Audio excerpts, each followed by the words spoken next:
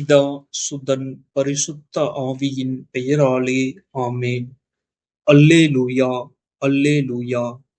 தந்தையே, விண்ணுக்கும் மண்ணுக்கும் ஆண்டவரே, உம்மை போற்றுகின்றேன். ஏனெனில் ஞானிகளுக்கும் அறிஞர்களுக்கும் இவற்றை மறைத்து குழந்தைகளுக்கு வெளிப்படுத்தினீர். அல்லேலூயா. இன்மையில் சொத்தை 100 மடங்கும் மறுமையில் நிலை வாழ்வையும் பெறாமல் போகார். மார்க்கு எழுதிய தூய நற்செய்தியிலிருந்து வாசகம். அதிகாரம் 10 இறை வார்த்தைகள் 28 முதல் 31 முடிய.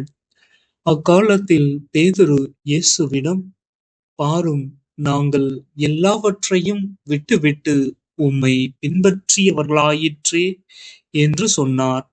அதற்கு இயேசு, உறுதியாக உங்களுக்கு சொல்கின்றேன், என் பொருட்டும் நற்செய்தியின் பொருட்டும் வீடுகளையோ சகோதரர்களையோ சகோதரிகளையோ தாயையோ தந்தையோ பிள்ளைகளையோ நிலபுலன்களையோ விட்டுவிட்ட எவரும் இன்மையில் 100 மடங்காக வீடுகளையும் சகோதரர்களையும் சகோதரிகளையும் தாயையும் நிலப்புலன்களையும் இவற்றோடு கூட இன்னல்களையும் மறுமையில் நிலைவாழ்வையும் பெறாமல் போகார்.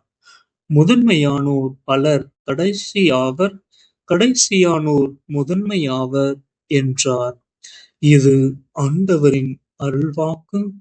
இறைவா, உமக்கு நன்றி.